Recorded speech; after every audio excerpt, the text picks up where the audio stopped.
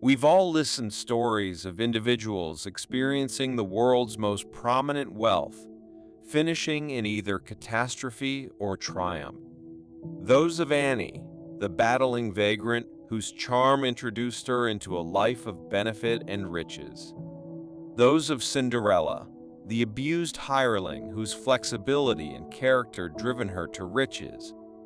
Indeed, those of Lord Midas, whose ravenousness and crave for riches cleared out him deplorably alone and devastated. But why do we study these stories? Why are we so given to these characters, indeed when we know they're powerless? What do we need? The truth is, we all need to be wealthy and make money, and as before long as conceivable. We examine these stories to undertake and mirror, or maintain a strategic distance from, the behaviors of those we read about. We attempt to memorize from them, to undertake and experience cash like they do, and most imperatively, to undertake and be affluent like them. We've been brought up to accept riches can allow us certain sorts of flexibility, something that no other ownership can bring. Flexibility from depending on others. Flexibility to investigate and utilize your time the way you need to. Flexibility to do what you need. However, there's more to riches than this thought of financial freedom. Being wealthy implies more than fair having a parcel of cash. Riches is having the wisdom to create shrewd, educated choices around your wants.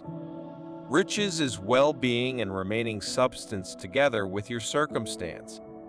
Riches is appreciation, security, consolation, and so much more. In a range to genuinely pick up riches, we must get at everything that comes with it and be in tune with what it is that we truly want. Inquiring questions such as, how can I make cash fast? Or how can I get rich? Won't suffice. We must burrow more profound. We must see past the money and reflect on ourselves. Is it the money that we need, or the piece of intellect that comes with it? Is it the notoriety that we need, or the self-sufficiency that comes about? The Stoics learned how to reply these questions, but we must learn for ourselves.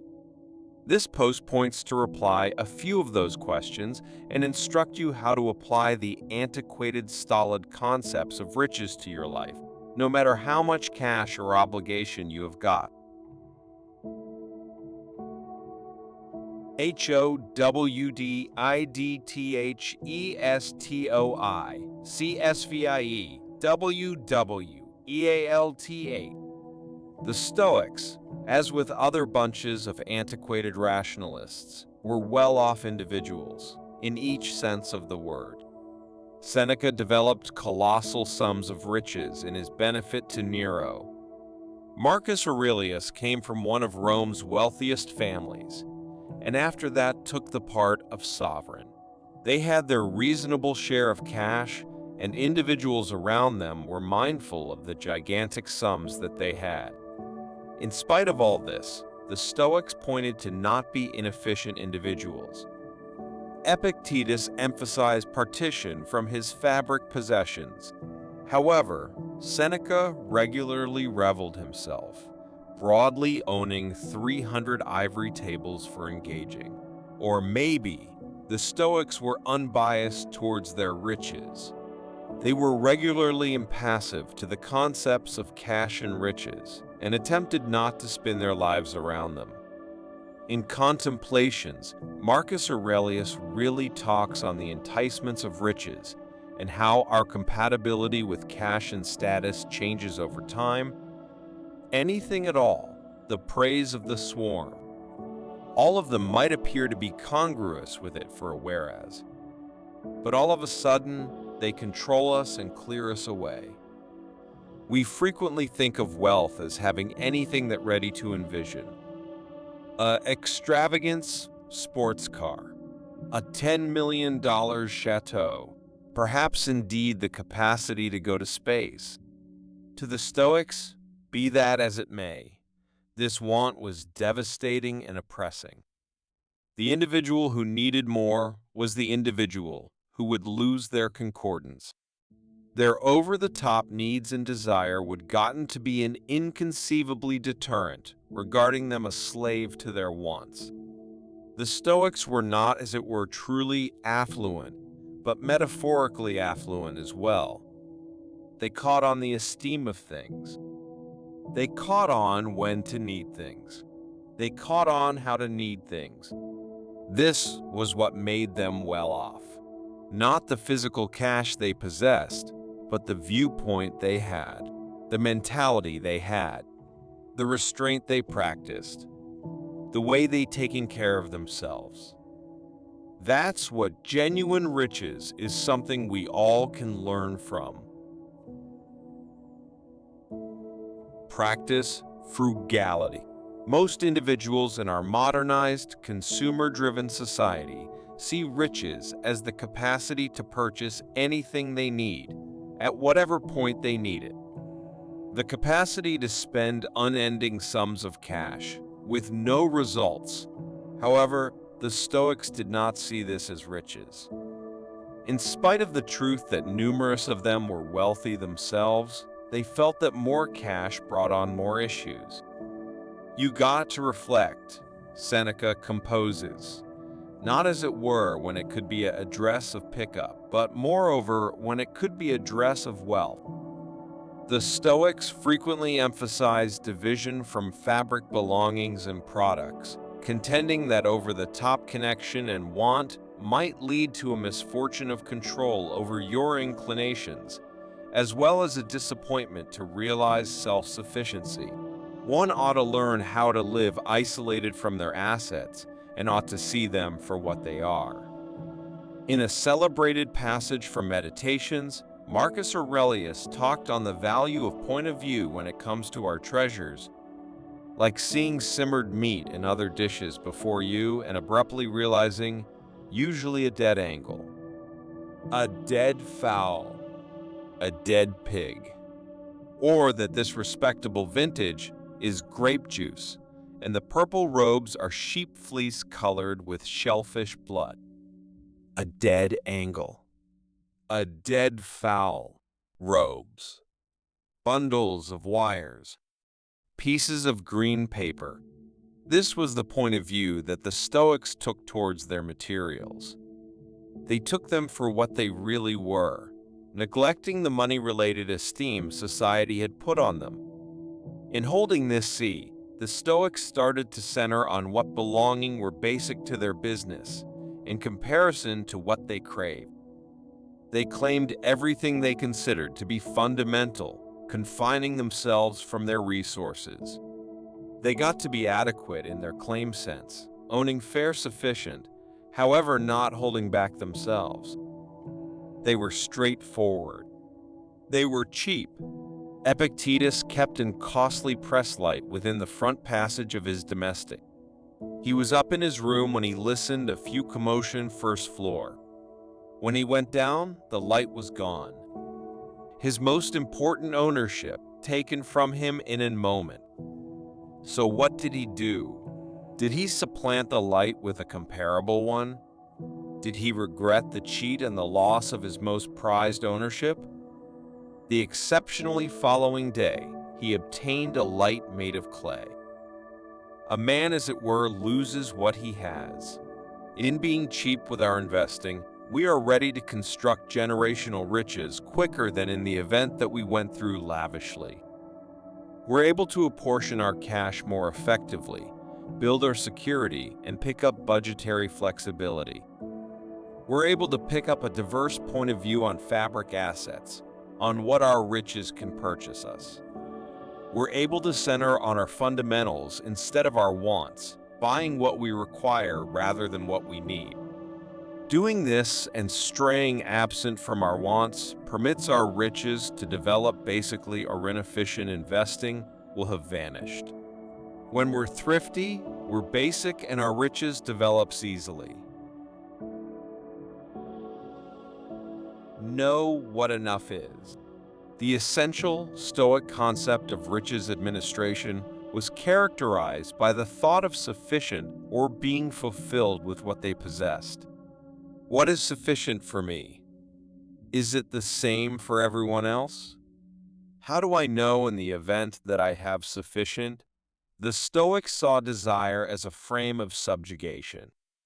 In case we keep striving for more, in case able to have this, and if we are able, do that, we'll never be fulfilled. We are going ended up slaves to our claim aspiration, and we are going never have sufficient. The wrap-up line will proceed to move, there will be no conclusion to our wants. Knowing what sufficient is implies that you're all right with the situation you're in, no matter how difficult it is. You're thankful for what you've been given, notwithstanding of how it compares to others. It might accrue thousands of dollars for one individual, or a hot dinner for another. In any case, it implies that you simply don't need more, that you just don't require more. This does not cruel skimping on your investing fare for the purpose of saying you have enough. It's not showing others around you how small you possess. It's not driving an ancient, worn-down car fare to appear you don't need a modern one, in spite of the fact that you might. It's being grateful for what you're given and being substance with what you have got. We must get it that tolerating what we have as sufficient may be a frame of riches in and of itself. On the off chance that we treat everything we have as adequate, at that point, everything else we pick up is additional. Each additional dollar we pick up could be a reward. Hence, riches appears to come as a side impact. Don't put yourself on that allegorical treadmill. Get at your values and what it is you genuinely need. Set your restrictions and discover what sufficient implies for you. As it were, at that point, can you gotten to be genuinely well off? Don't obsess over wealth. As we said within the Lord Midas story prior, those who come over foolish sums of cash are not ensured bliss or genuine riches. Ruler Midas came over an opportunity of a lifetime, as much gold as he needed, truly at his fingertips. However, his longing for wealth typified his life, and he had to give up his life as he knew it for his status. The story of Lord Midas is thousands of a long time ancient, but the lesson remains fair as critical nowadays. Don't fixate over your riches. Nothing great can conceivably come out of pursuing wealth unendingly. Beyond any doubt, you will conclusion up making crazy amounts of cash. But what did it take to induce there? What picture of yourself did you take off behind? What did you give up? What did your family give up? In seeking after this thought of riches and wealth, it is common for us to give up our values, our character, and our time in a range to attain anything our definition of riches is. Life is brief. We may take off this life at any minute, so what great is our cash on the off chance that we fanatically spend all of our time attempting to get it? What great is our life in the event that we squander all of it attempting to get cash? This cite from Marcus Aurelius says it all. You've meandered all over and at long last realized that you just never found what you were after, how to live. Not in syllogisms, not in cash or acclaim or self-liberality. Nowhere. Where? Typically not. In any case, saying, don't go out and attempt to create cash. The Stoics would contend that it's worthy for an ethical man to endeavor for riches, to a degree. In the event that you have got the capacity to end up affluent through your work, and your work is high-minded, why wouldn't you? And even in the event that you're wealthy as of now and have the capacity to create your riches grow, why wouldn't you? However, they contended that one must have the right definition of cash. One must understand what it is they really want, and on the off chance that they as of now have it or not. Typically saying to not overwhelm yourself within the prospect of cash, to not make cash, you're to begin with need. In obsessing over this, we are gotten to be a slave to our riches and to our desire, losing any sort of freedom that we thought we had. Cato denied to require bribes of gigantic sums of cash, since he thought doing so would give up his independence. Cicero did the same. Don't fixate over cash. Keep yourself a need. Keep your values a need. Keep what's really critical to you a need, and on the off chance that you are, doing riches will come normally. May you carry these Stoic insights with you on your journey to redefine wealth. As you integrate them into your daily existence, you'll discover the extraordinary riches of inner peace, wisdom, virtue, and resilience. Let Stoicism be your guide to a life of true wealth, contentment, and lasting fulfillment.